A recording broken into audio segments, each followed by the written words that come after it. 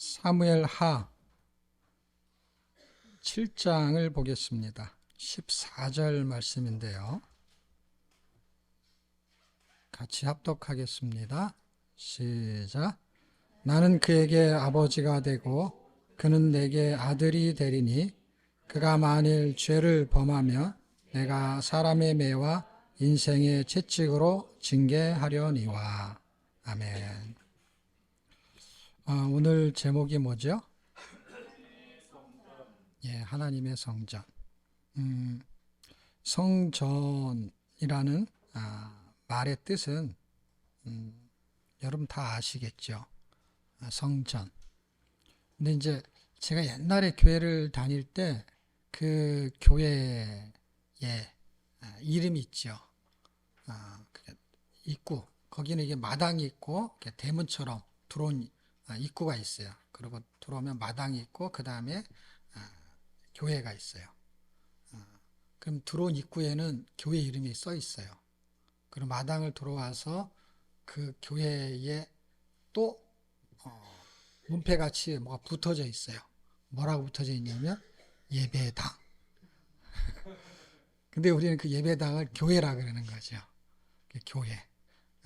그거를 옛날에는 성전이라는 단어로 표현을 했어요. 같은 뜻인데 단어의 그 변천이 약간 이렇게 다르게 되고 있지만 의미는 다 같은 거죠. 그런데 하나님의 성전이라는 이야기를 왜 제가 제목으로 잡았냐면 다윗이라는 사람이 우리가 말하는 이런 건물의 교회라는 것을 처음으로 시도를 했던 사람이에요. 그리고 실제 그것이 건축이 된 건 그의 아들인 솔로몬에 의해서 성전이 건축이 돼요. 그래서 하나님의 성전이라는 그 의미가 이때부터 출발을 하게 되는 거예요. 그 성전이 하나님하고의 어떤 관계가 있는지를 의미 부여를 해야 되는 것입니다. 자, 그런데 우리가 지난번에 살펴봤듯이 사무엘 상에서는 이제 사무엘과 그 다음에 사울과 다윗이 등장을 해요. 그래서 그들의 역할이 한 파트씩 관계를 가지고 있는데 특히 사무엘이라는 사람은 말씀이 아주 희귀한 시대에 말씀이 그에게 통로로 사용이 되어졌던 사람 중에 하나였어요. 그가 왜 그랬냐면 세상에 전염되지 않고 말씀에 전염이 됐다 이렇게 봐야 되는 거예요. 우리가 확률을 계산했을 때 행복이 전염된다라는 건 뭐예요? 모든 사람이 행복한 사람이 있으면 다 100%는 아니지만 전염이 된다는 거예요. 그러니까 전염이 안 되는 사람도 있느냐? 그렇다는 거예요. 누가?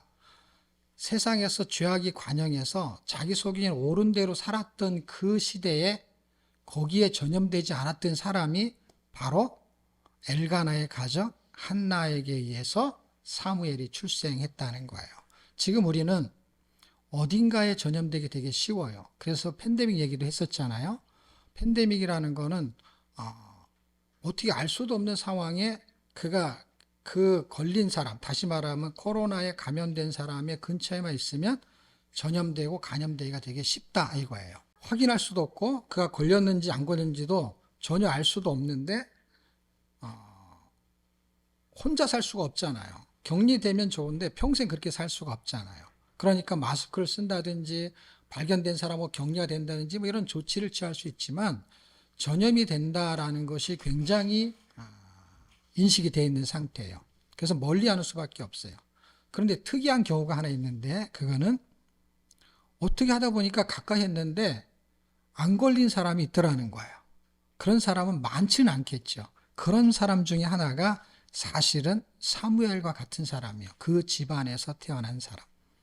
그 집안에서 태어난 사람이 이제 하나님의 왕정 시대 그때에 두 줄기가 흘러갈 때 하나는 사울에게 기름을 붓고 또 하나는 다윗에게 기름을 부어요. 근데 그 줄기가 어떻게 해서 나눠지게 되냐면 말씀을 기준으로 하나님의 왕정 제도 안에 있는 왕이냐 아니면 하나님의 왕정 제도 밖에 있는 왕이냐로 구분이 되는 거예요. 이거는 열왕기상 갈 때까지 계속 그렇게 되어질 거예요. 그래서 다윗의 길이 있고 여로보암의 길이 있는 거예요. 그 여로보암의 길의 출발을 누가 한 거냐면 사울이 한 거예요. 사람들은 이제 통일왕국 시대를 말했을 때 이후에 나라가 둘로 갈라졌을 때 여로보암의 길과 다윗의 길을 말하는데 그 길은 처음부터 있었다는 걸 기억하셔야 돼요. 언제부터요? 사무엘상 그때부터 사울이 여로보암의 길하고 같은 길이란 말이에요. 단어가 틀려도. 성막, 성전, 교회가 단어가 틀려도 같은 의미인 것처럼 사울과 여로보암은 이름이 다르죠. 그렇지만 길이 같은 길이었던 거예요. 그랬을 때 대명사를 사울로 쓰지 않고 여로보암으로 썼던 것 뿐이에요. 그래서 여로보암의 길이 사울서부터 사실 출발한 거나 마찬가지다. 그리고 다윗의 길은 다윗부터 출발해서 그 길로 가는 사람들이 있거나 없거나 하는 차이가 있지만 어쨌든 두 개의 길로 나눠지게 돼요. 그럼 그 전에는 여로보암의 길과 다윗의 길로 나눠지기 전에 그렇게 나눠질 수밖에 없었던 사람들도 있었지 않느냐? 있었죠. 그게 사사시대예요. 사사시대에는 왕이 없었기 때문에 어떻게 나눠지냐? 왕이 없음으로 하는 소견이 옳은 대로가 사울하고 사울이 자기 소견이 옳은 대로 살았으니까 그게 여로보암의 길이에요. 여로보암의 길은 어디서부터 출발한 거냐면 거슬러 올라가면 사울, 그전에는 사사시대까지 가는 거야. 사사시대 누구요? 왕이 없으므로 소견이 옳은 대로 살았던 사람들, 누군지는 모르지만. 그러면 이제 다윗의 길은 쭉 올라가서 그럼 여기도 그러면 근원지를 찾아야지요. 그러면 사사시대로 가면 누구냐? 그게 세상에 전염되지 않은 엘가나 가정 같은 그런 사람들. 엘가나 가정, 한나, 사무엘이라고 대명사를 쓸 수는 없어요. 왜냐하면 그런 사람들이 많이 있는데 그 중에 사무엘이 등장한 것 뿐이에요. 어쨌든 그렇지만 사무엘을 사용하셨고 사무엘 같은 가정이 있었냐? 있었겠죠. 한 명이 있는 게 아니라 적은 것 뿐이지 덜어 있었겠죠. 그걸 소수라고 말하는 것이죠. 그 줄기가 사사시대부터 연결이 되는 거예요. 그러면 그 전으로 가면 또 어떻게 될까요? 사사시대 전은 뭐예요? 정복시대겠죠. 정복시대 여호수아서 24장을 거슬러 올라가게 되면 뭐라 그러냐면 여호수아가 나는 오직 여호와만 섬기겠다. 너희는 너희 섬길 자를 선택해서 알아서 해라. 그건 하나님이 책임질 거다. 그래서 여호수아의 길로 간 사람과 여호수아의 길로 가지 않은 사람이 또 정복시대로 가면 나타나겠죠. 그럼 이렇게 해가지고 모세 시대가 어느 시대죠? 광야 시대죠. 광야 시대에도 있을까요, 없을까요? 당연히 있죠. 그럼 올라가서 족장 시대도 있을까요, 없을까요? 있죠. 그리고 족장 시대는 아브라함과 연결이 되죠. 그래서 이걸 다 설명할 수 없으니까 성경은 뭐라고 말하냐? 아브라함과 다윗의 자손 예수 그리스도의 계시라라고 하는 그 족보의 줄기가 결국은 무슨 길을 설명하냐면 우리가 말하는 길이라는 단어를 썼을 때를 기준 잡으면 다윗의 길이 이렇게 밑으로는 예수님으로 이렇게 가는 쪽, 위로 올라가면은 그 길로 갔던 사람들, 아브라함. 왜? 아브라함은 원래 갈대아 우르 사람이에요. 갈대아 우르 사람이라는 거는 우상을 숭배하는 도시의 사람이라는 뜻이에요. 근데 그가 말씀을 쫓아서 간 거예요. 그러니까 말씀을 쫓아서 갔다라는 게 기준이 되는 거예요. 그럼 예배당은 뭘까요? 성전은 말씀이 있는 곳이 예배당인 거예요. 그럼 말씀이 없으면 뭐가 없는 거예요? 하나님이 없는 거예요. 그러니까 예배당이 만들어지기 전에 하나님이 없는 사람들이 누구였냐면 사울과 같은 사람이에요. 처음에는 있었겠죠. 그러나 그게 하나님의 신이 떠났다는 건 뭐예요? 말씀이 그에게서 떠날 때 하나님의 신도 떠나는 거예요.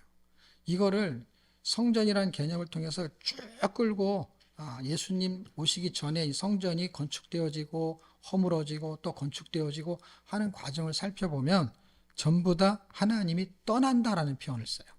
근데 보세요. 우리가 지난번에 살펴봤지만 사울이 하나님의 신이 자기를 떠나 누구한테 갔다 그랬어요? 다윗한테 가는 걸 봤다라고 말해요. 누가? 사울이. 그런데요, 이스라엘 백성들이요, 전체가 하나님의 말씀을 떠나잖아요. 그러면 성전 안에서도 말씀이 없어져요. 성전 안에서 뭐 하냐면은 성전 안에 당연히 예배드리는 사람이 있겠죠. 왜냐하면 항상 두 줄기가 있으니까. 그것이 만냐 정냐의 차이죠. 거기에 전염된 사람이 많은 사람이 있고 전염 안 된 사람이 적은 사람이 있는 것처럼 전에는 말씀에 전염된 사람이 많았다가 점점 세월이 지나면서 이들이 자기 속에는 옳은대로 살기 시작하면서 말씀에 전염된 사람이 적어지고 자기 속에는 옳은대로 사는 사람이 많아지기 시작하는 게 어디서 발생하냐면 교회 안에서 발생하기 시작한 거예요. 성전을 만들어 놓고 그 안에서 예배를 드리기 시작하다 보니까 이제 두 종류가 또 거기서 나오는 거예요. 두 종류가 거기서 나오는 그 종류 때문에 하나님이 그 성전이 더럽혀진 것 때문에 성전을 떠나게 되는 거예요. 그게 에스겔에서 말하는 성전의 스토리예요. 그래서 하나님이 떠나는 거예요. 그러니까 사람에서 떠나나 성전에서 떠나는 거를 지금 성전을 통해서 설명하는 거예요. 왜냐하면 사울을 말할 때는 성전이 없을 때, 성막은 있었지만 성전이 없을 때에 그 사람을 떠나요. 그런데 성전이 건축되어졌는데 그 사람들이 성전 안에 있으니까 어떻게 해요? 성전을 떠나요. 그러니까 무슨 얘기냐면 성전을 떠나는 게 누구냐면은 말씀인 거야. 근데 말씀이 누구냐면 하나님인 거야. 그러니까 말씀을 기준 삼지 않는 사람에게는 하나님이 그하고 함께하지 않는 거예요. 그냥 교회를 다니는 거지. 교회를 다녀도 여전히 사울이 왕이어도 하나님은 그걸 인정하지 않는 것뿐이에요. 그리고 아직 왕이 아니지만 다윗을 왕으로 인정하는 거예요. 그러니까 기준이 하나님인 거예요.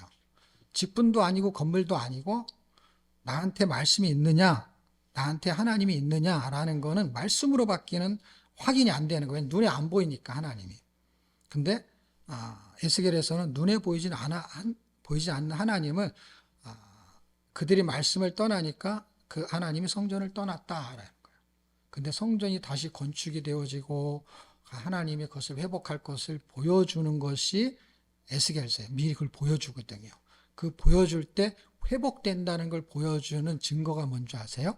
그게 하나님이 다시 성전에 오셨다 이렇게 표현해요. 그 성전에 대한 이야기가 지금 관계를 설명하고 있다라는 것으로 제가 지금 설명을 하려고 하는 거예요.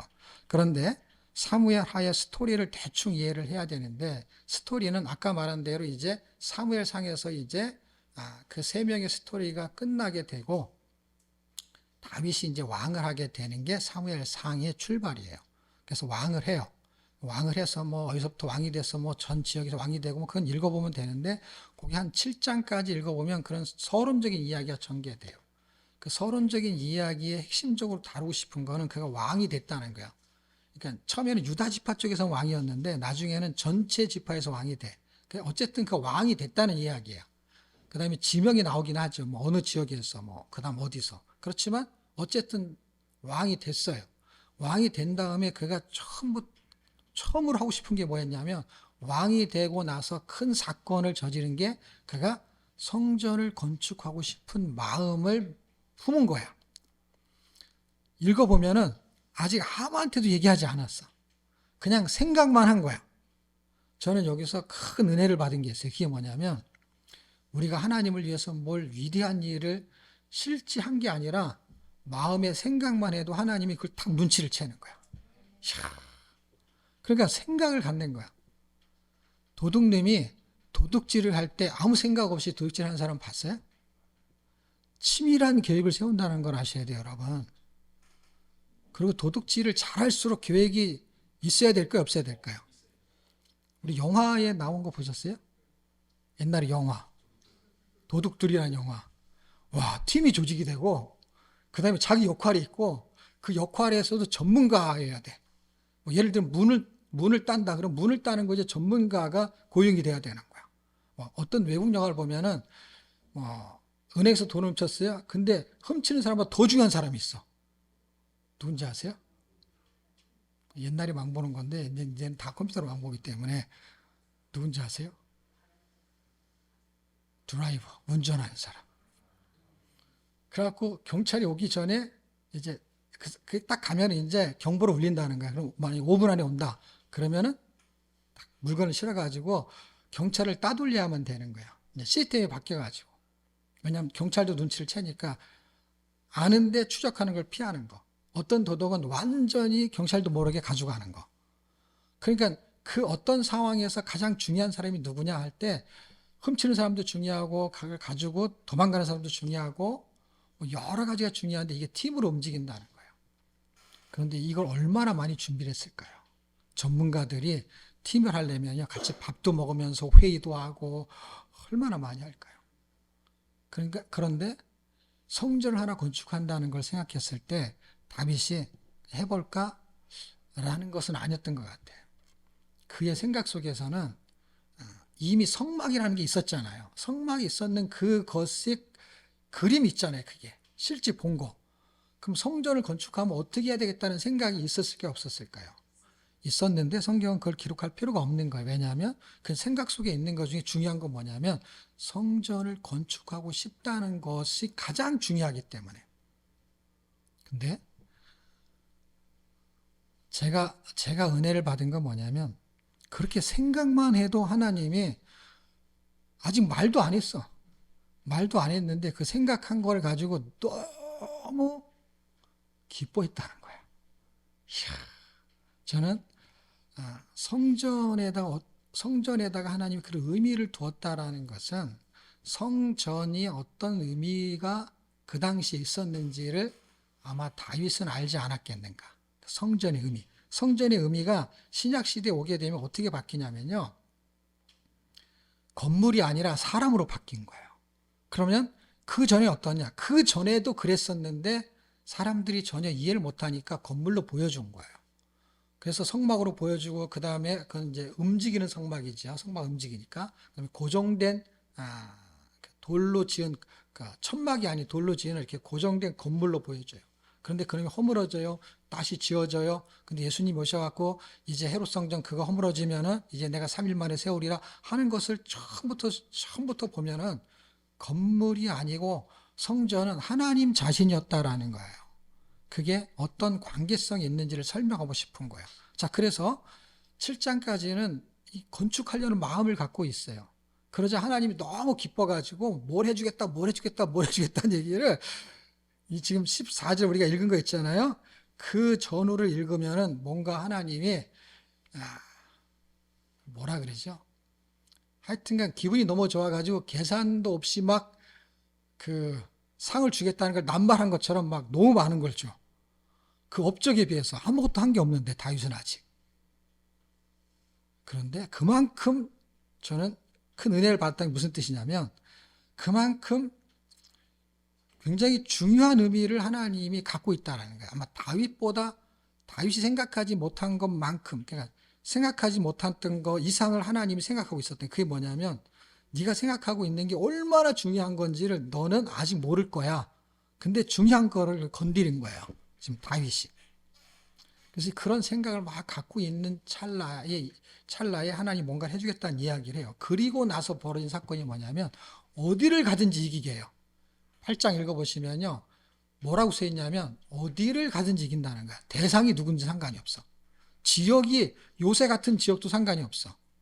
어디를 가든지 이기게 하셨다라는 기준의 주어가 하나님이야. 그러니까 다윗은 실력이 좋고 나쁜 게 아니고 그냥 가면 이겼어. 왜냐하면 이기게 했으니까. 옛날에 여호수아가 싸울 때 이기기도 하고 지기도 했어요. 근데 언제 이기냐면 여호수아가 칼솜씨가 좋아서 이긴 게 아니라 모세가 하나님께 기도하면은 이기고 기도 안 하면 지고 하는 기준을 하나님한테 주고 있었던 거예요. 우리의 실력이 아니라는 거예요. 우리가 실력 있어가지고 공부를 잘해요. 우리가 실력 있어서 사업을 잘해요. 그럴 수 있어요. 근데 하나님이 아니면 절대로 이길 수 없다라는 거예요. 갑자기 사건이 벌어지고 갑자기 뭔가 환란이 벌어지고 하는 거에 대한 기준이 내가 아무리 잘해도 소용이 없어요. 그게 하나님과의 관계라는 거예요. 그게 사업에도 중요하고 취업에도 중요하고 우리의 삶에도 중요한 거. 왜냐하면 하나님이 다윗과 같은 왕이 어디 있어요? 잘 싸우는 왕이에요. 근데 그가 성전의 마음을 품었던 거에서 자기의 소견에 옳은 대로 사는 생각을 한 번 딱 품게 되니까 어떤 일이 발생합니까? 그게 11장이거든요. 그래서 하나님이 원치 않는 일을 해요. 그게 사울이 왕인데 자기를 죽이려고 했던 그 사울을 하나님의 말씀을 지키기 위해서 그를 보존해요. 사울을 안 죽여요. 그런데 자기의 자기를 위해서 목숨을 거는 그 신하 하나를 죽여요. 생각해 보세요. 말이 안 되는 거예요, 이게. 자기를 죽이려고 하는 건 말씀을 지킨다고 하면서 살려요. 그런데 자기 나라, 자기 백성을 위해서, 그리고 자기를 위해서 싸우는 그 장수 한 명을 자기의 유익을 위해서 죽여요. 하나님이 엄청 기분이 좋았어요. 성전을 건축하려고 할 때. 그리고 그런 일이 발생할 때 하나님이 죽이고 싶도록 미웠던 사건이 벌어져요. 그 사건. 그런데 하나님이 약속을 했네. 뭐라고? 어떠한 일이 있어도 내가 너는 안 죽인다. 그 뜻이 뭐예요? 사울은 왕권을 폐위를 시켰어요. 근데 성전하라는 게 얼마나 큰 건지를 지금 설명하고 싶어요. 밧세바의 사건을 말하고 싶은 게 아니라 성전이라는 관계가 얼마나 중요한지를 설명하고 싶은 거야, 지금. 관계가. 그래서 밧세바 사건이 벌어졌을 때는 사울보다 더 큰 벌을 내려야 됨에도 불구하고 하나님이 그 벌을 내리지 않는 거예요. 왜? 약속을 했어요. 어떤 약속이요? 내가 너 왕권을 지켜주겠다. 무슨 일이 있어도 지켜주겠다. 그러나 징계는 하겠다. 이게 관계예요. 너는 이제 나와 아버지와 아들의 관계. 그래서 저는 성전의 부제가 뭐냐면 부자지간이에요. 아버지와 아들의 관계예요. 딸도 거기에 속하는 거예요. 아버지 아들의 관계. 부모와 자식 간이라는 의미예요. 그래서 성전은 뭐를 기준 잡냐면 하나님과의 관계인데 아버지와 아들의 관계를 설명하고 싶은 거예요. 그 이후에 무슨 일이 벌어져요? 어디를 가든지 도망다니게 돼요. 여러분, 사울이 왕일 때 도망다녔잖아요. 그거보다 더 비참한 도망을 다니게 돼요. 사울이 쫓을 때 도망다녔을 때는요, 거룩한 도망이었어요. 왜? 잘못한 게 하나도 없거든요. 근데 11장 이후의 도망은요, 거룩한 부담이 아니라 수치스러운 도망이에요. 그것도 아들한테 쫓기니 얼마나 수치스럽겠어요. 완전히 말이 안 되는 상황이 지금 사무엘상과 사무엘하에서 벌어지는데 하나님이 그를 다시 돌아오게 하세요. 회복시켜요. 왜? 이 7장 때문에. 우리는 사업을 하다 망할 수 있어요. 취업을 하다가 그 회사를 그만둘 수 있어요. 왜? 다윗과 같은 사람도 그 11장의 사건이 벌어지듯이 전염이 되는 거예요. 어느 순간에. 어느 순간에 야, 나도 이제 좀 자유를 누리면서 살아야지. 뭐 맨날 전쟁에만 나가냐? 그래서 신하들만 보내고 전쟁에 안 나갔어요. 원래 왕이 전쟁에 나가서 맨 앞에 서는 시대였대요. 그 당시에는. 그러니까 왕이 출전을 해야 되는데 안 나간 거야. 그때부터 생각이 있었겠죠. 생각. 어떻게 좀 나태한 생각. 그때 하나님이 그를 무너지게 만드는데 하나님의 약속이 있다는 거예요. 약속은 뭐예요? 다시 돌아오게 하는 거예요. 이게 요단강을 설명하는데 요단강을 건너요. 도망을 갔어요. 요단강을 건너면 이제 잡으러 가기 되게 힘든 상황인 것으로 표현되는 게 요단강이에요. 그런데 하나님이 다시 요단강을 건너오게 만드는 그것이 기준이 다윗이 잘해서가 아니라 7장의 약속 때문에 그래요. 7장의 약속. 우리가 뭔가 잘못해도 회복할 수 있는 그 은혜가 있다는 거. 제가 여기서 큰 은혜를 받았다는 게 그거예요. 우리가 잘나서가 아니라 우리는 언젠가 실수할 수 있어요. 언젠가 잘못할 수 있어요. 그런데 뭘 기억해야 되냐면 회복할 수 있다는 거예요. 단지 이것을 꼭 기억해야 돼요. 징계가 있다는 걸 놓쳐서는 안 돼요. 그렇지만 회복이 있다라는 거예요. 자, 보세요.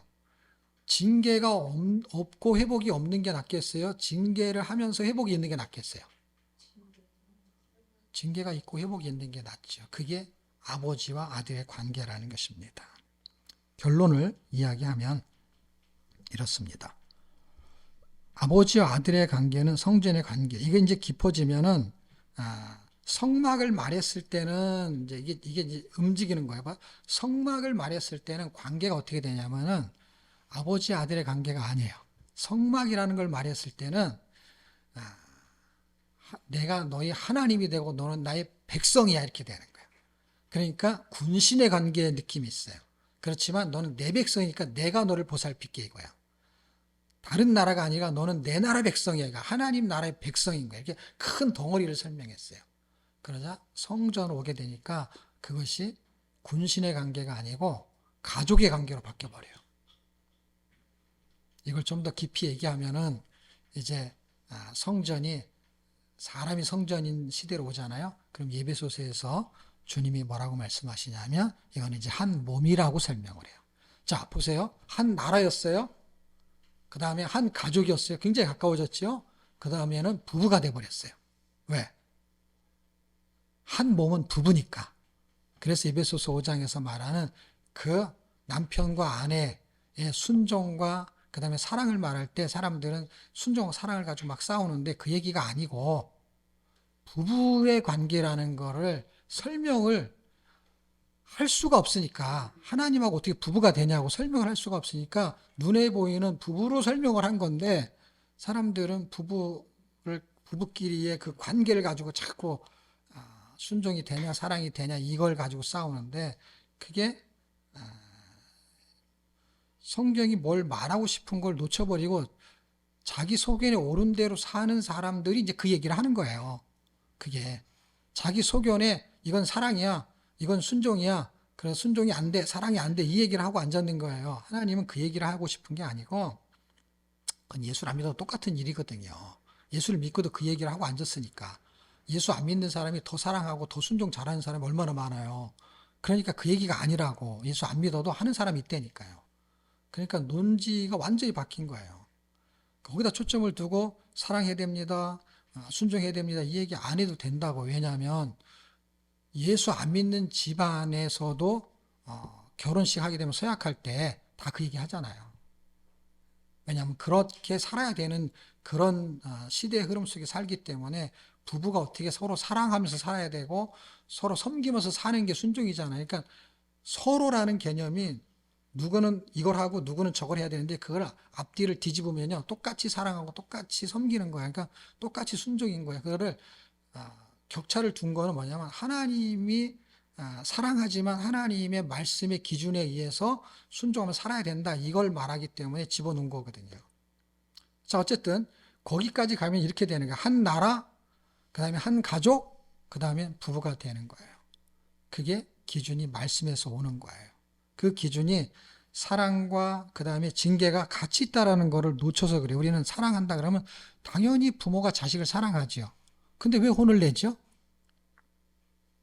부부가 같이 사랑하고 존중하고 순종한다는데 왜 싸우죠? 왜 다투죠? 의견 충돌이 있죠? 기준점 때문에 그런 거거든요. 기준점. 그 기준이 바뀔 때, 기준이 소견에 오른 대로 당연히 다 소견이 자기 소견이 있죠. 근데 그 소견의 기준이 각자의 소견의 기준이 누구의 그 근접치가 누구냐 서로 자기한테 맞추려고 하거든요. 그러면 사실 끝도 없는 거죠. 사랑이 되냐 순종이 되냐 그게 자기한테 맞추려고 하는 건데 그 기준이 어디에 있냐면 이 두 개에 있지 않고 다른 데 있다라는 거. 여기에 맞느냐는 거야. 거기에 맞으면은 순종이 되는 거고 거기에 맞으면 사랑이 되는 거예요. 그게 아니면 그 누군가가 잘못이 된 거겠죠. 그럼 그 기준은 누구예요? 기준은 말씀이라는 거예요. 그 말씀이 우리를 하나님의 사람으로 다듬어 가고 있다는 것입니다. 그래서 사무엘 하에서는 사실 누구를 만들어 가고 있냐면 하나님의 백성, 그 다음에 하나님의 마음에 합한 자 다윗이 빗나갈 수 있어요. 하나님 우리를 사랑해서 하나님의 자녀를 삼았어요. 근데 우리가 세상을 향해 갈 수가 있어요. 그럼 하나님은 어떻게 해요? 다시 데리고 온단 말이에요. 근데 어떻게 데리고 오냐? 어떻게 데리고 올까요? 네. 여기에 사람 채찍과 인생 채찍으로 사람 때문에 힘들고 그 다음에 인생 사는 게 이제 힘들어지는 거예요. 그게 이거를 그대로 옮겨 놓은 본문이 하나 있어요. 그게 히브리서예요. 히브리서 12장에 이걸 뭘로 설명하냐면 우리가 하나님의 자녀라는 걸 증명할 수 있는 게 뭡니까? 라고 하는 것이 히브리서 12장이에요. 너희는 하나님의 자녀야 라는 게 사생자는 아버지가 없는 자는 징계가 없지만 아버지가 있는 자는 징계를 한다는 거예요. 왜? 아들로 대우하기 때문에. 하나님이 나를 아들로 대우했다는 거예요. 그러니까 야 다윗이 그렇게 죄를 졌는데 말이야 하나님이 사울은 그렇게 확 죽여버리고 다윗을 이렇게 살리는 게 말이 되냐? 그런 얘기가 아닌 거예요. 왜? 하나님은 다윗을 징계하고 있었던 거예요. 어떻게 해요? 하나님은 다윗을 다윗되게 만들었던 거야. 다윗은 스스로 다윗이 된 게 아니었던 거야. 알고 봤더니 하나님의 말씀을 따랐던 것도 하나님의 신이 그한테 있었기 때문인 거예요. 잘 생각해 보세요. 사울이 이렇게 말했잖아요. 하나님의 신이 나를 떠나서 다윗에게 갔다라는 거예요. 그러니까 하나님의 신이 그를 도왔던 거예요. 이 갈등이 계속 있는 거예요. 로마서 7장을 읽으면은 내 안에서 이제 나는 하나님의 자녀가 됐는데 내 육신이 계속 죄를 짓는 거예요. 그래서 이 나는 내가 아니야 이렇게 말해버려. 내가 죄를 짓는 건 내가 아니고 나는 하나님의 자녀야 이렇게 말해요. 이 혼동 속에 우리가 살고 있는 거예요. 그리고 이 갈등 속에 있는 거예요. 그것이 우리가 하나님의 자녀라는 그 증거가 그가 징계라는 것으로 설명을 하고 있는 거예요. 여기서는 설명이 잘 안 되죠. 왜냐하면은 잘못한 거에 대해서 사건으로 스토리가 나온 거니까. 근데 히브리서를 읽으면은 스토리가 아니라 그것을 요점 정리를 해주는 거예요. 이게 로마서에도 있어요. 로마서에도요. 읽어보면은 뭐라고 나오냐면 하나님의 자녀와 사생자를 설명해요. 그 단어가 그냥 딱 한 절에만 있어요. 그런데 이것을 좀 더 몇 절로 설명해 놓은 것이 히브리서 12장이에요.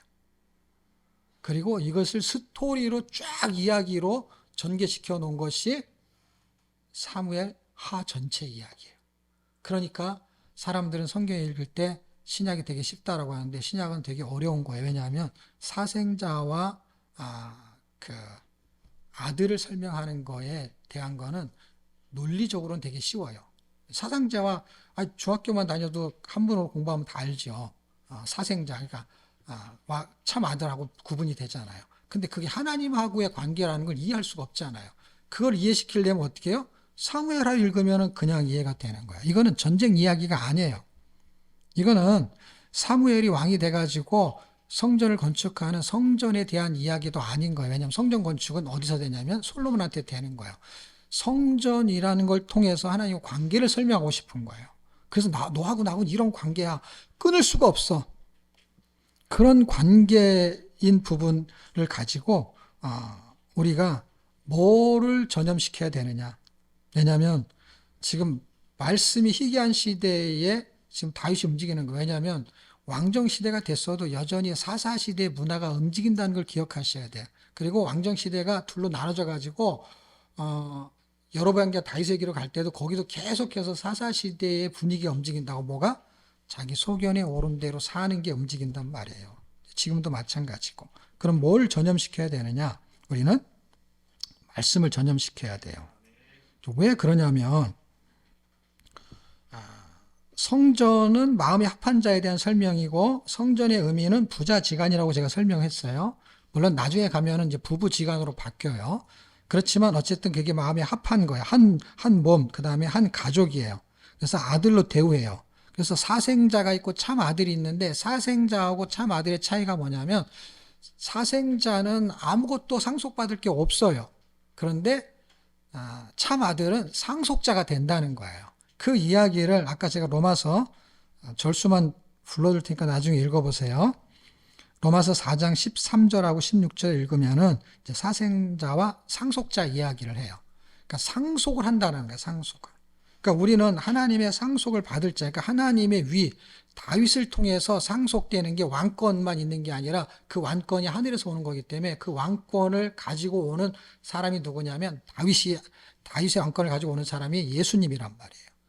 그 왕권을, 그 줄기를 계속 설명하고 있는 거예요. 자, 어쨌든 성도는 상속자로 자녀가 되어가는 거예요. 그러니까 하나님의 자녀인데 상속자로서 뭔가 이렇게 받을 게 있는 거예요. 얻을 게 있는 거예요. 그러려면 상속자는 말씀의 무게를 견뎌야 돼요. 왜냐하면 말씀을 상속하는 거니까. 그 상속자는 말씀이 기준이 돼야 돼요. 그 다음에 그 상속자는 말씀이 사역이 돼야 되는 거예요. 이제는요. 이걸 전염시켜야 되는 거예요. 자, 그래서 지난번에 얘기했던 행복은 전염됩니다. 제가 지난번에 읽은 책에는 어떤 사람이 쓴 책을 인용한 거예요. 한 줄. 그런데 그 책이 있어요. 행복이 전염된다는 책이 있어요. 그 책을 제가 지금 읽고 있는데 아직 비만도 전염된다는 부분은 아직 읽지는 않았어요. 근데 그 사람이 말한 거야. 행복은 전염됩니다. 해갖고 조사를 한 거야. 그 다음에 기쁨도 전염됩니다. 그러면서 이제 비만도 전염됩니다. 이렇게 하려는 거야. 무슨 얘기냐면 친구가 기쁘면은 옆에 내 친구가 기쁘면 나도 기쁠 수 있는 확률이 있대요. 근데 이 친구가 기뻐도 내가 확률이 있대요. 너무 재밌지 않아요? 그걸 퍼센트로 연구를 했어요. 이렇게 했을 때 뭐 30 몇 프로 저쪽에 있는 친구가 기쁠 때 내가 기쁠 수 있는 확률은 뭐 6%, 그 다음에 친구가 기쁠 수 있는 확률은 없어. 이렇게 연구를 한 거예요. 이렇게 기쁨, 행복, 비만도 연구를 한 거예요. 근데 저는 이렇게 얘기하고 싶습니다. 전염이 항상 되는 게 아니라 안 되는 사람도 있다 그랬잖아요. 누디아님은 전염이 안 되잖아요. 그래서 보세요. 행복은 전염이 됩니다. 기쁨도 전염이 됩니다. 비만은 전염이 안 됩니다. 비만은 전염이 안 돼요. 근데 말씀은 전염이 돼야 되는 거예요. 의지, 행복과 기쁨은 의지하고 상관없이 전염이 가능한 거예요. 왜 가능하냐면 이 전화를 받는 사람들이 굉장히 피곤하고 힘들대요. 그런데 전화를 받는 사람들도 이렇게 사람을 상대하는 거고, 그 다음에 백화점에서 그 일하는 사람들, 그 다음에 이렇게 입구에서 인사하는 사람들이 다 사람을 상대해요. 안내 데스크인데. 그런데 그 사람들한테 훈련을 시킨대요. 뭘 훈련시키냐면 이렇게 입을 찢어 놓는데요. 늘 웃음을 짓게 하게 만든대요. 그러면은 소비자가 그 웃는 얼굴을 보고 물건을 많이 사간대요. 이걸 데이터를 내고 조사를 한 거예요. 그러니까 이 훈련을 왜 시키냐면요. 고객이 걔한테 물건을 팔아야 되는데 그 사람이 내가 기쁘면 그 사람이 물건을 더 사간다는 거가 조사가 됐다는 거예요. 그래서 텔레마케터를 하는 사람들이 전화를 받는데 얼굴을 볼 수가 없잖아요. 근데도 훈련을 시킨대. 귀로만 이렇게 소리만 듣는데도 웃는 훈련을 시킨대요. 텔레마케터한테도. 왜? 그러면 매출이 올라온대요. 신기하죠? 그러니까 전염이 되는 게 확실해요. 매출이 올라요. 비만은 의지하고 관계된 거예요. 무슨 뜻이에요? 전염되지 않을 수 있다라는 게 제가 힌트를 얻었어요. 아, 이게 이런 게 있구나.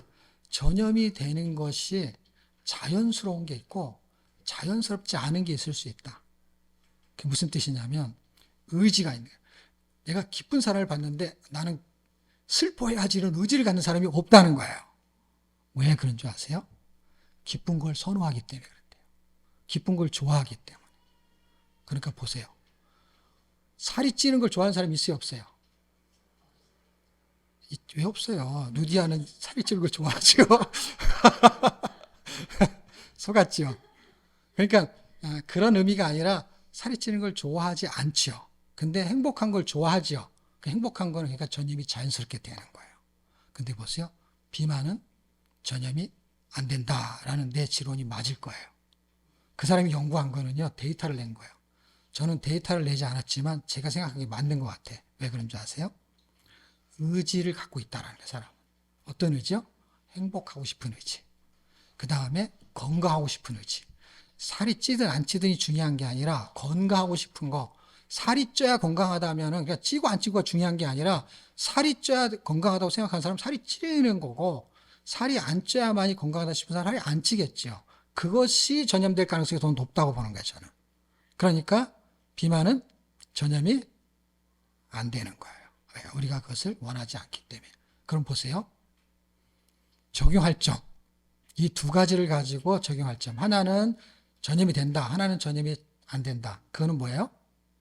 의지에 있다는 게 의지. 행복하기를 원하는 사람은 기쁜 사람을 만나면 기쁜 거야. 즐거워서 물건을 더 사는 거야. 그런 것처럼 우리의 의지가 어디에 있냐는 거예요. 의지가. 우리의 의지가 불행하기를 원하는 의지가 아니고 안 건강하기를 원하는 의지가 아니라면 우리 하나님의 백성이 하나님과의 관계성에서 우리가 상속자로서 우리가 살아야 될 의지가 뭐냐면 하나님의 말씀대로 살고 싶은 의지가 있잖아요, 우리가. 그게 잘 안 돼서 그런 거지. 근데 그 의지가 어떻게 해요? 있으면 그 의지 있는 사람을 만나면 전염되죠. 무슨 뜻인지 이해가 됐으면 좋겠는데. 그러니까 살이 찌고 싶어. 살이 찌고 싶은데 안 먹는 사람하고 같이 사니까 살이 찌기가 되게 힘들어. 그래서 살이 찌고 싶은데 먹는 사람 옆에 있으니까 시간이 지나니까 점점 먹게 돼. 그러니까 내가 의지가 있는 거에 전염이 되는데 전염이 되는 그 사람을 만나면 전염이 될 확률이 높다라는 거야. 제가 생각하는 데이터. 그 책에서는 그런 얘기를 하고 있지 않아요. 저는 반대로 지금 얘기하는 거예요. 근데 의지라는 걸 생각해 보십시오. 그게 가능성이 있다는 거야. 다만 내가 데이터를 내지 않은 것뿐이에요. 그럼 보세요. 성경을 읽고 싶어요. 근데 보세요. 한국의 웬만한 교인들은 성경을 못 읽어서 그렇지 읽고 싶을 의지가 있을까요? 없을까요? 있다는 거예요, 여러분. 그러면 여러분이 성경을 읽고 싶은 의지가 있는 사람을 있기 때문에 여러분이 성경을 읽기만 한다면은 성경 읽기가 전염이 될 확률이 있다라는 게 제가 데이터를 내지 않았지만 비만은 전염되지 않는다. 성경 읽기는 전염됐다. 전 세계적으로 전염될 가능성이 있다. 왜? 그 말씀이 하나님과의 관계를 맺어주기 때문에 하나님과 부자지간의 관계를 맺어줄 수 있는 그 성경 읽기를 우리가 할 수만 있다면 상속자로서 우리가 그것이 사역이 된다면 저는 레전하우스의 앞으로 최고의 사역은 성경 통독원이 되었으면 좋겠다. 그리고 그렇게 될 것이다 라고 믿습니다. 그런 은혜가 여러분에도 넘쳐나기를 축복합니다.